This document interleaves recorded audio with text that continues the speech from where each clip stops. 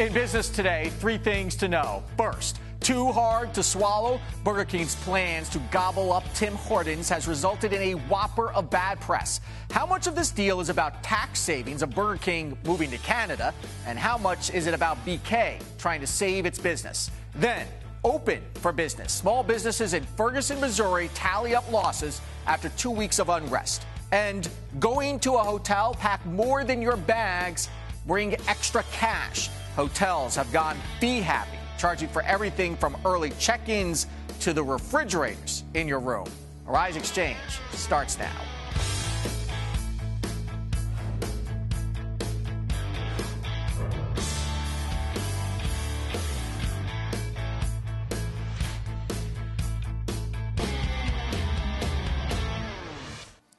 Hello, everyone. I'm Andrew Schmertz. It is a deal that is not going down well for those who don't like U.S. companies relocating to lower their taxes. Burger King agreeing to buy Canadian donut and coffee shop Tim Hortons for $11 billion. Now, under the deal, BK will take its flame-broiled burgers and relocate headquarters north of the border, where the corporate tax rate is a whole lot lower than the U.S. Take a look at this. The U.S. rate, 35%. The rate in Canada, 15%. Burger King becoming just the latest to engage in what is known as tax inversion. It's totally legal and is the result of the U.S. having a corporate tax rate higher than almost every other advanced economy in the world. Tax inversion expert Daniel Mitchell is with the libertarian think tank, the Cato Institute, joins us now from Washington. Dan, welcome to the program. Thank you. Oh, glad to be with you. Okay, so, the first question is, how much do you think this is really about a tax deal, or maybe Burger King just likes donuts and hockey? Well, I suspect there's more than just taxes going on, but I'm not a board member or big shareholder of either Burger King or Tim Hortons, so I don't know. But I think your introduction summed up the issue nicely. 35% tax rate in America, 15% tax rate in Canada. Think about it this way. Imagine you meet a nice girl. You decide you're going to settle down and get married. She lives in a really nice house. You live in a crummy apartment. Where are you going to live after you get hitched? You're obviously going to pick her place. Or how about this? A lot of people in D.C. But you're not marrying the girl for the house. I mean, that's where the analogy is not quite the same. You're not marrying the girl for the house, but you have to choose some place to live. Your crummy bachelor pad with the Xbox or her nice apartment. Likewise, a lot of people in D.C., once they start making a little bit of money, they move to Virginia where the taxes are lower. Are they unpatriotic? Should we be criticizing them? Look, the reality is this is a problem caused by the political class. They have they've created a system with very high tax rates, and this is the key thing, and unlike almost every other country in the world, we impose that tax on worldwide income. It's double taxation. If you're a multinational company, you are killed by the American tax system. It's double taxation. Burger King clearly still will be paying taxes for the money it earns here in the U.S. at its restaurants here in the U.S. The White House has been remarkably quiet, people say, about this deal, having talks about tax inversion in the past and wanting to do something about it. Is it possible that's because their buddy Warren Buffett is supplying $3 billion for this? I mean, it is the Buffett rule that the White House keeps talking about, not to have a higher tax rate or a lower tax rate than your secretary. The hypocrisy here is just incredible. Warren Buffett acts as sort of a stooge for the White House, running around saying, oh, the rich should pay more. But in the meantime, he is lining his pockets, and there's nothing wrong with lining his pockets if he's providing financing for the deal, but he's providing financing for the deal in order to enable other people to lower their taxes. So I don't know whether the White House is hypocritical for being quiet. I don't know whether Warren Buffett's hypocritical for doing this. All I know is the only solution that's good for America, good for American workers, good for American consumers, is to lower our tax rate and get rid of worldwide taxation.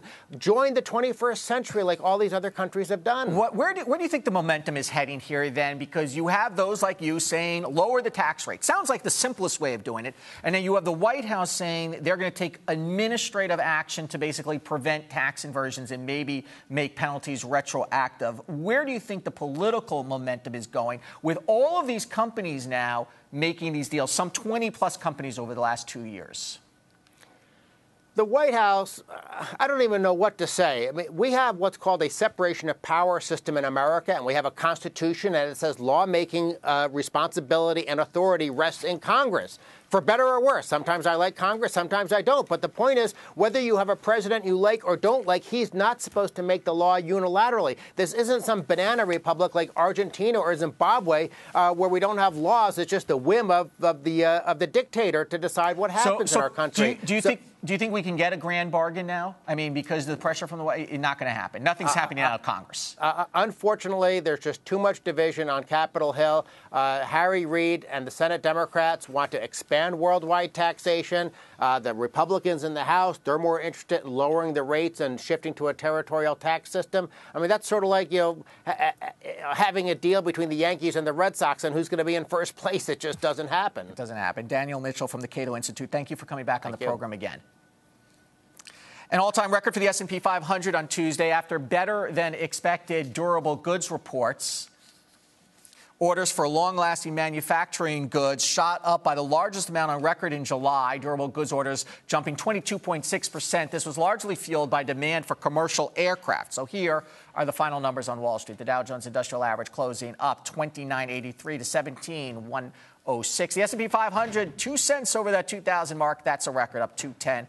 The NASDAQ up 13.29 to 45.70. Some of the stocks we're watching today. Amazon placing a big bet on gaming website Twitch, beating out Google in a $970 million deal. This company basically allows you to allow all of your friends to watch you playing video games. Nearly $1 billion for that. The acquisition gives Amazon access to more than 55 million monthly active users where people discuss games or watch others as they play. Amazon closing up 781. Apple saying it's recalling iPhone 5 devices over defective batteries. The company says a very small percentage of devices may suddenly experience shorter battery life and need to be charged more frequently. Apple down 65 cents. And the nation's largest specialty retailer of consumer electronics, Best Buy, reporting revenue of nearly $9 billion, missing analyst expectations, though. Best Buy closing down $219 to $29.80. Taking a look at commodities, gold closing at $12.8360 an ounce, and oil at $93.88 a barrel.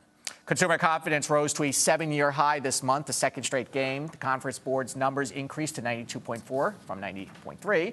But home prices falling in June. The S&P Case-Shiller Index of 20 metro areas reporting a decline of 0.2%. More on these numbers and his take on the BK deal is Andrew Schiff from Euro Pacific Capital. Good to see you, Andrew. Nice being here. All right, you want to talk about Burger King? I know I saw your notes, so I just have one thing to say. I don't want to. We just had a very eloquent guest from Cato talking about it. But one thing no one's mentioning is that Burger King isn't even an American company. Well, it sounds like an American company because it's burgers and the Burger King, but it hasn't been American since 1989. Right. It's owned by a Brazilian investment 75%. But Burger King is still domiciled here. That's where the corporate charter here, is. and I think 60% of their stores are here, but all their growth is overseas. That's really going to be. Yeah. They're shuttering their locations. Well, you know why? Because Americans need to eat healthier.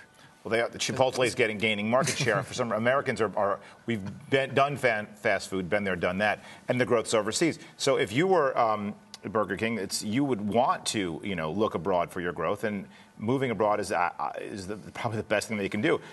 Take a look at the share price yesterday, up 20%. So investors clearly like this deal, and largely I think because of the tax reason. Because usually the acquiring company doesn't do so well. It'll be interesting to go through. And the U.S. taxes that also discounts the state taxes. But don't forget when you throw in the state corporate taxes above the federal, it just even looks worse. Yeah, well, that doesn't change, though, for the individual restaurants that are still going to be here. All right, so the stock market. We continue to march higher. We continue to talk about when some sort of correction is going to come. Why do you think we're still getting this steady march of growth with the numbers? Well, I think, the second quarter into the summer has been certainly better than the first quarter. So I think the consumer confidence numbers, things aren't as bleak as they were 4 or 5 years ago, and I think people just think that at some point the economy is improving. It's better than it was, and the sun is shining, and it's only a matter of time before the Fed starts raising rates, and we can get back to normal. I think this is more of just kind of a running on fumes type of an economy. Is it also because they don't have anywhere to put money? I mean, when you're talking about big investments, is there just not competition out there as long as interest rates remain low? Well, the stock market, of course, S&P is 2,000 high for the first time ever. Yeah, this is still very much a asset price driven economy. If you look at down market, you look at wage growth, you look at incomes, not good on Main Street. But yeah, when you have a wealth effect among anyone who owns stocks, and you look at the news and you can see that we're kind of Teflon. There's a lot of stuff going around the world that normally should be spooking Wall Street. You've got the Middle East, which is a mess. You've got Russia, which is a mess. And we've talked about this before. Everyone just kind of says "c'est la vie." They're not caring about any of this stuff. No, they're not caring about any of it. And I think that's breeding a lot of complacency. There's not a lot of volatility. This is the kind of market I think it might sail on this way for a while. But when you have the next big event, it could be ugly. Now, take a look at housing. The housing numbers that came out today were not that great. I mean, they showed a deceleration of the improvement in the housing market. But you look at interest rates the past 3 or 4 months. Right now, you got the 10-year at about 2.38, a record low. Mortgage rates are low, and they've done a lot of things in housing in the last few months, including lower FICO scores for home mortgages and drop interest rate requirements. You should be seeing a lot better results in housing. Well, that's actually really interesting because they've kind of re-engineered the whole mortgage rules again because they were starting to see a dip in mortgages, right? Mm-hmm. Yeah, they're trying. And that's a real shock to the market. They want that. That's part of we have a housing economy, we have a stock market economy, we have an asset-based economy. And right now, all the central bank leaders are meeting in Jackson Hole, and they should be talking about asset bubbles, but now they're talking about unemployment, which they really don't have much power over. Maybe some golf too in Jackson Hole. I don't know. I can't imagine yelling being a big hitter. No, you're probably right. She probably plays the whole course with a 9-iron. Andrew Schiff from Euro Pacific Capital. Thank you as always. My pleasure. Coming up, it's back to business in Ferguson. How small shop owners are recovering after weeks of demonstrations. You're watching Arise Exchange.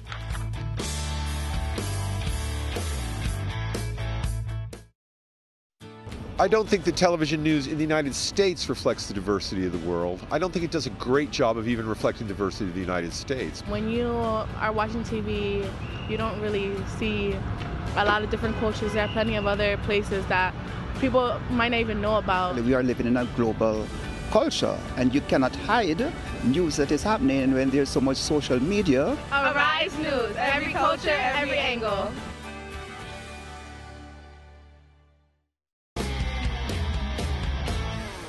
Welcome back to Arise Exchange. It is quiet on the streets of Ferguson, Missouri, one day after Michael Brown was laid to rest after being shot by a police officer about 2 weeks ago. While the upheaval on the streets was going on, however, local business owners faced a tough decision on whether they should stay open, especially as there were reports of rioting and looting. In fact, at the height of the chaos, Sam's Meat Market, a mainstay in the community, was threatened by rioters and those looters. Here is a photo of armed citizens, though, standing guard outside the market. Jay Kanzler is the attorney that represents Sam's Meat Market, and he joins us now on the phone to talk about sort of what the status of the business is and the businesses in general. Jay, welcome to Arise Exchange. Can you give me a little bit of an overview? Is the market back open, and how much losses do you think your client took? Well, thank you for having me on. And yes, the market is back open, not to the extent that it was before all of this happened. The store was looted twice on 2 separate nights, unfortunately, and so there was extensive damage both to the interior and the exterior, and the work is going on to make those repairs. The second thing that's kind of slowed business is after the first looting, they had gone ahead and tried to restock, not thinking that it would happen again. It was looted a second time about a week later, and therefore, kind of trying to replenish the inventory has been a struggle. Small businesses live right on the edge, and they can't take the kind of hits. Well, that's true, Jay. I mean, you can't be shut for even a day when you run a small business. Do you get a sense, though, that the community overall sort of rallied to the defense of many of these small businesses? We saw a picture of people in the community trying to defend the store. Oh, absolutely. These stores and others that I represent in the community, if it wasn't for the people of the community, things might have been a lot worse. They were there standing arm in arm, trying to prevent some of the folks, oftentimes who were coming in from out of town to take advantage of the situation, who weren't the people in the town. The businesses know their customers on a first-name basis. They weren't targeted by people in the community. They were targeted by others. A lot of outsiders, is that what you're saying? Absolutely. Okay. I mean, you're an attorney representing this business. Do the businesses have any case against the municipality here and maybe against the state for lack of protection? It's been asked a number of times, not only by my clients but by others, and I don't know. In the United States, we often have a rule of law that says you can't sue the government unless they say you can sue them, and whether or not this would fall under the sovereign immunity, basically. Exactly, is the technical term. And I don't know whether that would be covered. Something we're looking at. I'm not optimistic, frankly. Okay. Well, your sense overall for the businesses there, sort of getting back up to normal, what is it going to take to return these businesses to basically a healthy economy? A couple of things. The first thing is an assurance that things are back to normal in Ferguson, and that's not going to happen anytime soon while this case is pending in the court system. The businesses themselves, the community, everyone fears a return to what was happening earlier on. So that's one. Two, bringing folks back into the community, eliminating that fear factor that has gripped, those outside the community, on the fringe of the community, getting them to come back. That's going to be required. Okay. Jay Kanzler, thank you so much for your thoughts today. We'll check in with you again sometime maybe later this week or next week to find out how things are going. Very good. Thank you so much. Time now for our business ticker stories making headlines across the nation and around the world. Two major banks in Switzerland are lifting the veil on their books in a historic shift in the secretive world of private banking in Switzerland. Geneva's bank Pictet and its rival Lombard Odier both are breaking a 200-year-old tradition of keeping their accounts under wraps. The unprecedented move comes amid tougher international regulations and crackdowns on tax dodgers. Iceland and the airlines are waiting for a volcano to blow. A possible eruption could send ash spewing into the sky right into the path of planes. 4 years ago, an eruption in Iceland spewed enough ash into the atmosphere to shut down most of the airspace in Europe for 6 days. Iceland has raised the aviation alert level for a possible volcanic eruption to orange. That's the second most severe level. Zimbabwe and China signing several deals, including ones on finance, food, and tourism. Zimbabwe's President Robert Mugabe met with Chinese President Xi Jinping while visiting China this week. He was seeking funds to rebuild the country's infrastructure and mechanize its agriculture. China has emerged as a major investor in the southern African state, with trade between the two nations reaching $1 billion a year. Put down the e-cigarette. The World Health Organization is calling for stronger regulations of electronic cigarettes. The United Nations Health Agency is also urging bans on indoor use of e-cigarettes, as well as advertising and sales to minors. Yesterday, the American Heart Association came out saying e-cigarettes are dangerous because they're gateway products that cause nicotine addiction and should be subject to strict federal controls for minor-aged use. And it's called the Smart Polo shirt, the latest wearable computing innovation by none other than Ralph Lauren. However, the designer's classic preppy shirt is getting a high-tech makeover. The new Polo Tech shirt, unveiled at the U.S. Open, goes beyond the old design. It is essentially a compression shirt that has hand-knitted sensors that can read your heartbeat, respiration, stress level, and energy output, and send that information to your smartphone. Polo Tech shirt won't hit stores until spring of next year. Wonder if you take off the shirt if it thinks you've died. The earthquake that jarred California's wine capital caused $1 billion in damage. That's according to estimates by Napa County officials. Business owners continue to clean up the tourist hotspot for the summer's final holiday weekend. Joining us now from Napa Valley with more on this impact and what it's doing to the wine industry is Emma Swain. She is CEO of St. Stupery Estate Vineyards and Winery. Thank you for joining us. I know it's been a very, very tough few days. What is the situation currently right now throughout the wine industry in Northern California after the quake? Currently, everyone is really getting back to business as normal, back to harvesting. We're having, the harvest season is upon us, and there are some wineries that are damaged, but there's other wineries willing to help out and bring in some of that fruit for them. And Emma, what kind of damage have these wineries sustained? We saw a number of stacks of barrel racks tipping over in barrel storage area, some wine inventory, and some production equipment, some tanks shifting and bursting. But for the most part, the cased wine inventory was a lot less, I think, than it could have been. And what about sort of the machinery that goes into making wine? Is there any damage there? Meaning, is it just lost inventory, or are we going to look at sort of production problems going forward? there were a few people who had damages to tanks and a little bit of damage to some buildings, and so it's really about getting cleaned up, getting water back on, and being ready to harvest again. But I think for the most part, everyone is looking good and getting back to business. I understand your winery was relatively unscathed. Anything that separates out your winery from others other than just sort of the run of luck with an earthquake? Well, we are further north, more into the center of Napa Valley, a little further away from where the earthquake epicenter was. Wineries that were downtown in Napa Valley and closer to the center really were hit harder. And a lot of these wineries are small businesses, we have to remember. Is there some state aid here for the wineries that are hardest hit? We're collecting information through the Vintners Association and through the county to determine, the magnitude of the loss and what resources will be available, and hope to have that information out to the wineries in the next couple of days. And, of course, wineries are also very subject to tourism.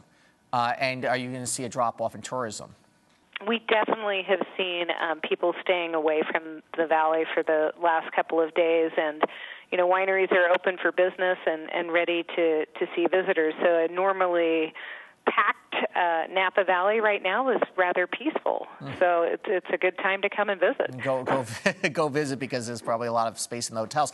So do you think that the wine industry in Northern California is prepared for earthquakes? Because we hear about industries always trying to prepare for natural disasters, and we don't hear a lot about the winery industry. I was so impressed with our entire community. I live in downtown Napa, where we were hit the hardest, and the response time and the people coming out and volunteering and the community resources from Marin and Yolo County that were set up within hours in downtown Napa and helping people, it was just phenomenal. And I also know a winery that lost some tanks, and their employees were down there at 4 o'clock in the morning, running through the emergency protocol, stopping the wine from entering the nearby creek, and they had everything down to the science. So I've been incredibly proud of our community for getting things back on track so quickly and providing aid so quickly. Emma Swain. There's water stations throughout Napa where you can get fresh water if your water has been affected, and the information being pushed out by the vintners, by the county, by our local businesses has really been phenomenal, and just neighbors helping neighbors. Emma Swain, thank you so much. Coming up, how the fight over leg room on an airplane makes 2 people our favorite people of the day. You're watching Arise Exchange.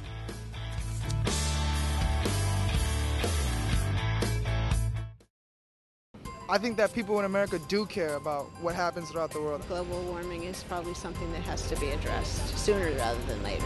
In Somalia, the genocide there, and that's something people don't know about. They have no idea the brevity of that situation. The first thing I think about when I think of Africa is like war and famine and disease. And right now with the tsunami that happened or the earthquakes in, Japan, we always look out for other people. Arise News, every culture, every angle.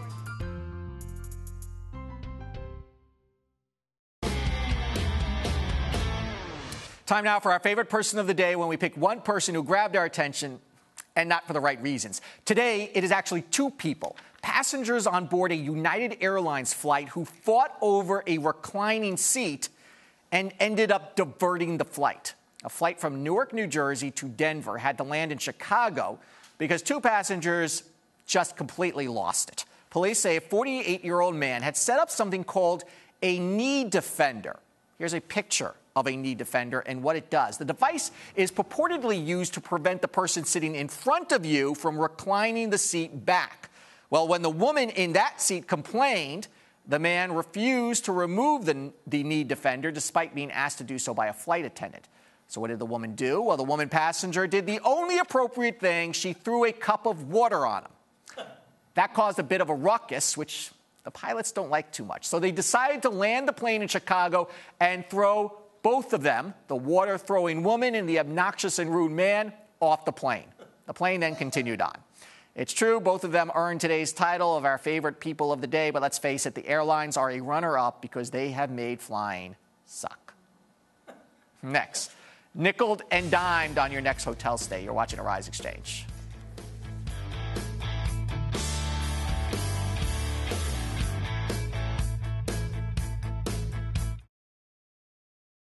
news can definitely be improved when reflecting diversity. A lot of mainstream news, they don't dive into it. Who wants to hear about negativity all the time? They only show what they think people want to know and not what people really should know. World-based stories. That's what I enjoy the most. I think diversity of news is important to the world so that everybody will be aware of their surroundings and what is happening today.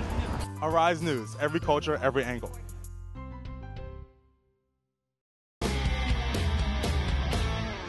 Next time you stay in a hotel, you might end up paying for more than the room. Hotels have increased revenue by more than 6% this year thanks to charging fees for just about anything they can get away with. For example, parking, safes in rooms, toiletries, etc. You don't even need a car, by the way, and they charge you for parking. Bjorn Hanson is a recognized leading hospitality consultant and a professor with New York University. Thank you for coming to Arise Exchange. We know this from the airline industry. Are the hotels taking a page out of that business? Well, hotels started first. I started an annual report on hotel fees in 1987. And the trend has been upward ever since, a few setbacks in years with low occupancy. But right now, the airlines are almost providing great cover for hotels because the airline fees are even less popular. And no one likes the hotel. Right. And no one likes the airlines, as we've just discovered. Actually, hotels have become the high point of travel. It used to be the air travel, but now it's the hotel. Okay, so some of the fees that you should expect to pay then when you go into the hotels? If it's a resort, almost every resort now is charging a resort fee. What does that mean, a resort fee? Well, it used to be, say, $12 a day per room, and that would allow guests to use the swimming pool and have towels and use the putting green and the tennis courts and things. Those can be now as much as $60 per day per guest for the use of those services. Do people know that? Because when I look at a hotel online, I've always figured all of that stuff just comes with the price of the room. Right. Well, that's one of the reasons why some guests are disturbed. I think the lodging industry has become very good at disclosing the information, but it may be that it's kind of mentioned when the reservation is placed. It may be some small print on the e-confirmation that's received.